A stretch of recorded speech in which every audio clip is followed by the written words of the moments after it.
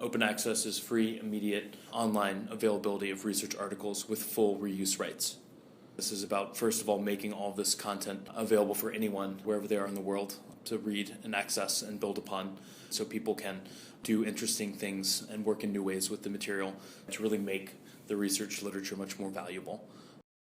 The history of the model is really publishing scientific manuscripts, especially ones with complex, detailed color figures, was expensive. And so if you wanted your article distributed broadly and widely, you sent it to one of these journals, and then, they would manage the review process and the communications with reviewers and revisions, and eventually something would be accepted, and they handled the typesetting and the printing and the distribution of your scientific work. And it worked. It worked great. Science progressed pretty well, and it became, a good way to distribute scientific papers. And what's changed is, really two things, in essence. First is digitization. You can now do everything electronically instead of printing it. And the second is that the journals started ratcheting up the price of subscriptions to many of their journals.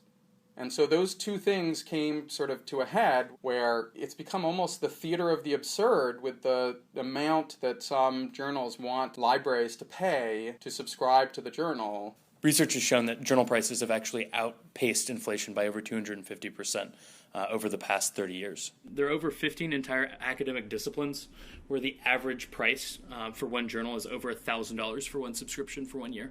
Yeah, in chemistry, the average title is $4,227, and physics $3,649, and it even goes down into agriculture is still over $1,000, and geology and botany all over $1,000. And those are just the averages. Those aren't the way out there. So there's a journal called Tetrahedron that's $40,000. The journals aren't producing the material. The journals don't employ the people who write the papers. They don't even employ the people who review the papers. And it doesn't make a lot of sense in terms of what science is supposed to be about. It's supposed to be about discovering new things and spreading that knowledge around. It's so irrational to think that these scientists like me are paid by the government to do research and to discover things and distribute that. And then, 2 years of work by 20 people is going to be compressed into a paper and then not made available to people. It just doesn't make any sense.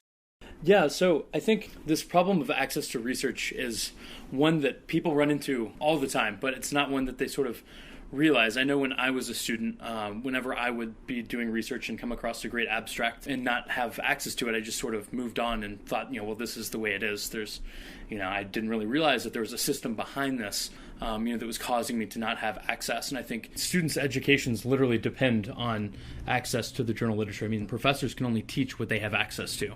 If you look at less wealthy countries, like low and middle income countries, they really, really struggle to get access. And, so that's a real impediment that prevents researchers in those countries from being able to contribute fully or do world-class research. I mean, I was not, even with this lack of access, and even with my brother starting the Public Library of Science, I wasn't convinced. I didn't understand why this was a big deal. And then we had a family medical emergency, and I was up at 3 in the middle of the night in a hospital next to my wife in the hospital room, surfing the web on the crappy hospital wireless internet, and I was trying to find out information about a particular medical treatment, and I couldn't get access to the damn papers. And our doctors didn't know the answer to these particular questions, and we needed to decide about what to do with this medical treatment. And here I was, a trained scientist, with the ability to read and interpret and understand many of these papers, and I couldn't get them.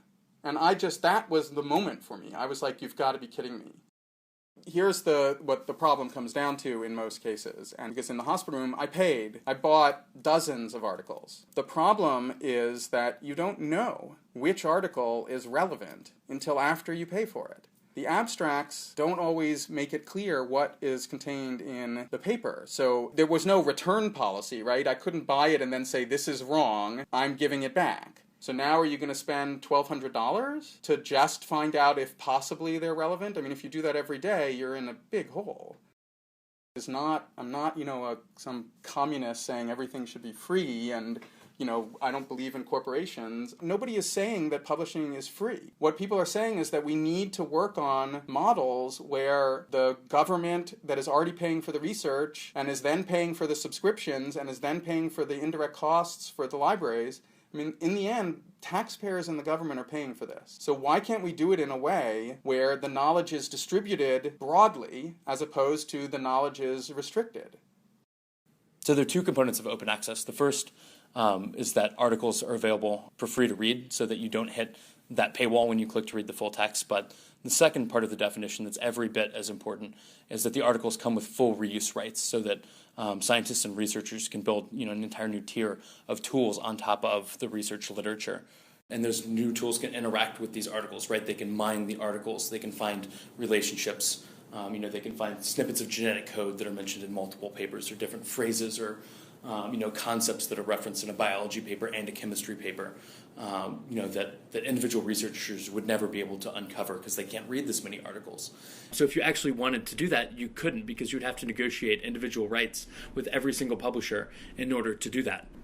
In an open access world, all this information would be open on the internet for free and people would have unrestricted rights, to do that kind of data mining. I think the main impediment is the incredibly slow movement of scientific cultural practices. I mean, I think, scientists, despite being great explorers in terms of knowledge, are sort of very conservative in terms of changing their practices. Lots of the community says, oh yeah, I support openness, but I want a Nature paper. That sort of reliance upon, impact factor and the name of the journal does allow some journals to not respond to the community pressure towards openness. The scientific publishing model that we have now, there's no evidence that it is optimal. We need to experiment with all sorts of different scientific publishing systems. Corporations may figure that out before governments do. I'm very open to whoever is going to come up with creative solutions to these issues. I view it much more as scientists and scientific publishers are slow to change. Some of them are going to be left in the dirt because openness is clearly the future, and the creative ones are going to survive. It's really important that graduate students, start these conversations with their research teams, their PIs, just let them know that it's something that they care about. And, there's a real benefit to researchers, to graduate students by doing this, right? Because the more people that see your work, the more people can build upon it and they'll cite you. It's not just good for the person that can read your paper, it's also good for you. I believe that scientific knowledge spreads and increases best if there are no restrictions on access to the knowledge that has been generated in other places. I want the discovery of new scientific knowledge to happen faster, and openness helps accelerate that. Even if, for your own reasons, you need to publish in a subscription journal, there is this other option that even if you don't publish in an open access journal, that you can still make, the text of the article itself freely available so that people can at least read it and get access to it.